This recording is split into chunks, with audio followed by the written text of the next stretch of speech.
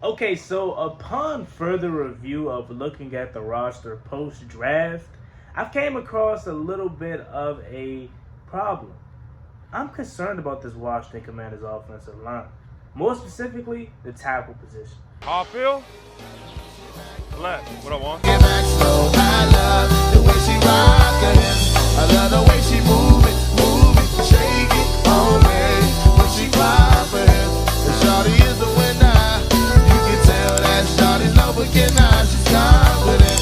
I love the way she move it. YouTube, what's going on? It's Juan Gotti here. We have the Washington Commanders video, and in today's video, I'm coming on here with a video where we're going to be talking about the Washington Commanders offensive line and how I'm concerned about it. So without further ado, let's get straight into today's video. But before we do, make sure you guys go down below, leave a like on this video, subscribe to the channel if you are new, turn on post notifications so you get notified when I upload new videos like this to the channel. We're on the road to 7,000 subscribers, and it'd be greatly appreciated if you could help me reach there as soon as possible. Your boy Juan Gotti is back, and I'm ready to work and drop this content for y'all. So let's talk about it. The Washington Commanders had a absolutely treacherous offensive line last year, the year before last, a whole round of to be honest with you.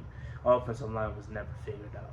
So that, in my opinion, was one of the biggest things that Washington needed to figure out. And of course, you have some solid pieces on the offensive line, like Sam Cosmi, and that's pretty much it. I like what we got from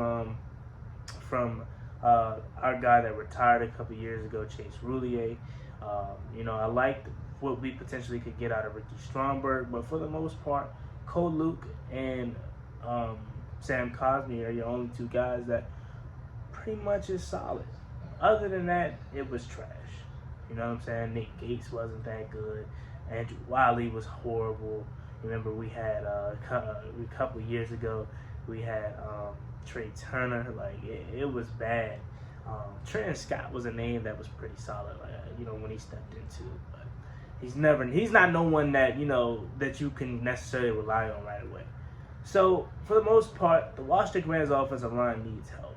And I thought that was something that we were going to target going into the draft. Now, granted, we did draft Brandon Coleman, and he is technically a tackle, but the way he kind of is built and he has a smaller stature and he isn't necessarily good in space, they think that he'll be better offensive guard at the next level. So I'm not sure if that's what they plan on doing. We'll have to wait and see. But we did draft him. Other than that, the guard position for me isn't what scares me, though. Isn't necessarily what concerns me. What concerns me about the Washington Commanders offensive line is the tackle position. Because right now, if you look at it, you have Cole Luke, who I love Cole Luke. Don't get me wrong, I love Cole Luke. But then you have Andrew Wiley. Remember, Andrew Wiley was supposed to get cut. Andrew Wiley was not supposed to be here. But somehow Andrew Wiley is still here, and he might mess around and be a day one starter. As it stands right now, if the Washington Commanders do not do anything at the tackle position, Cornelius Lucas and Andrew Wiley is your two starters day one. Now, I don't know how confident you are in that. Not Andrew Wiley, I'm tripping. I meant to say, whatchamacallit, what's his name? No, not Andrew Wiley. No, Andrew Wiley was trash last year. Am I tweaking? Was Andrew Wiley trash? Yeah, I could have cut that out, but I wanted to leave that in there to let you guys know. Your boy Juan Gotti still got a lot of catching up to do, but it turns out I was right. Andrew Wiley was trash. I don't know why I second-guessed myself or, went against what I said, because I remember correctly, Andrew Wiley was butt last year.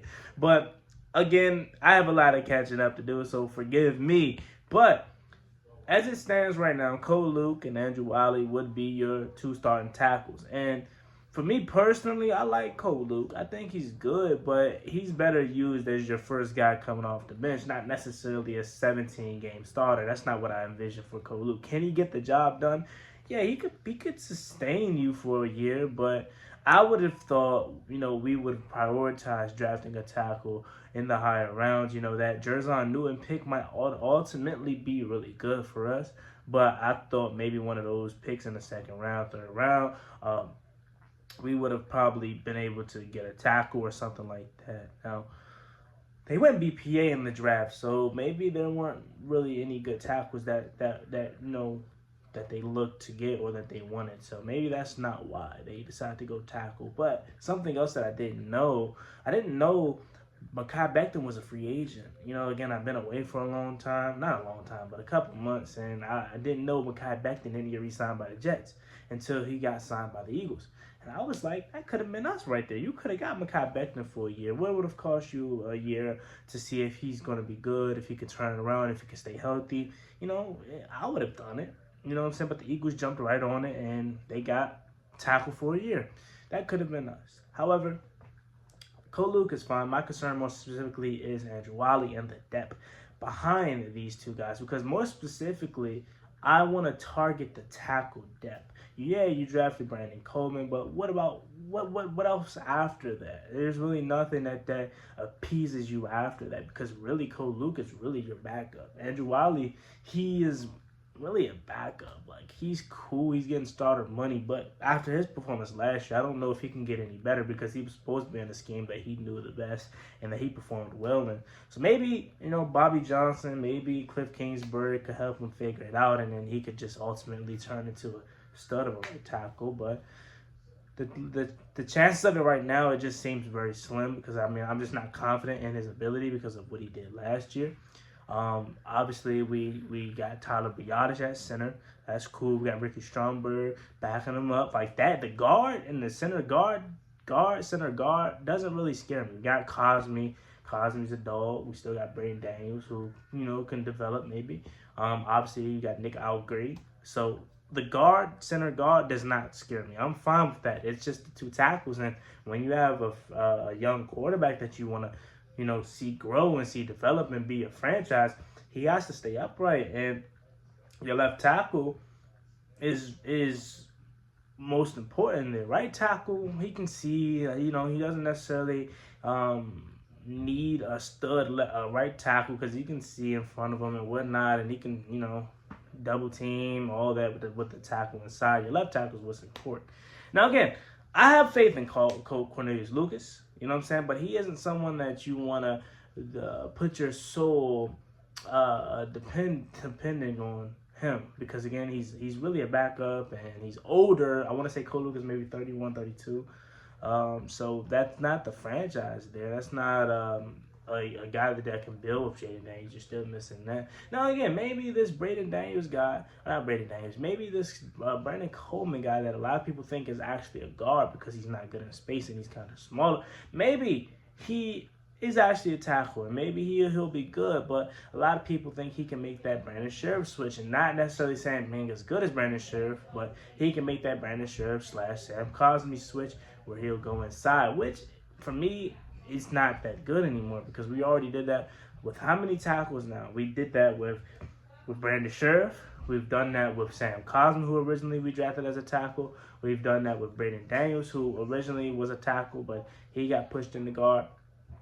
So we need to get a tackle. Like, we need tackles. I don't know who's out there on the free agent market. I should have done my research prior to starting the video.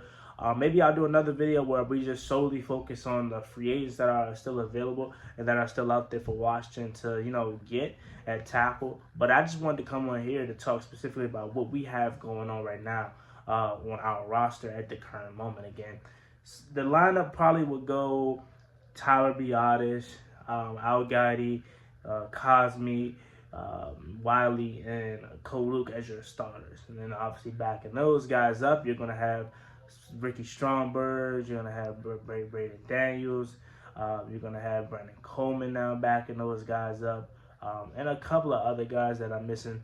If I didn't already mention Ricky Stromberg's name is the backup for Tyler Biadasz. He's going to be there. There's a couple other guys. Again, positional flex, I'm not sure if that's something that this new regime is big on, but obviously we know Ron Rivera was big on that, so that's why a lot of these guards can play center and a lot of these centers can play guard, i.e. Ricky Stromberg. But as far as the depth goes for tackle, that is very concerning. And hopefully we'll figure something out. Or hopefully maybe they're just cooking up something. Maybe we just have to trust the scheme. And the guys that we have right here now can actually work out and pan out and be good. I don't know. But as first glance after post-draft, after looking at what we have on this roster at the lineman position, I'm a little concerned about our offensive line. I'm not gonna lie to you, especially after last year's performance. Now again, we have a much taller, much more athletic quarterback that, you know, could stand upright, that can escape certain sacks that Sam Howell didn't, that can improvise maybe a little bit better. But you still don't want to put your young guy in that position, because the worst thing you want is the same thing that happened with Sam Howell. Sam Howell was on the money at the beginning of the season. He was really good, looked like a potential franchise quarterback. But as he started to get hit, as he started to get his clock sped up, he turned back to a 5th-round pick, and he started to see ghosts. And you don't want that for your second overall pick. Well, there you guys have it. Let me know what you think about this video in the comment section down below. Do you agree? Do you disagree? Like, the offensive line is not that bad. One, I think it's actually good. Or is it concerning to you also? Leave it down below in the comment section, your thoughts. As always, me and boy Juan Gotti. Like, comment, subscribe. Hail to the Washington Commanders. We want to roll to 7,000 subscribers. I greatly appreciate if you can help me get there as soon as possible.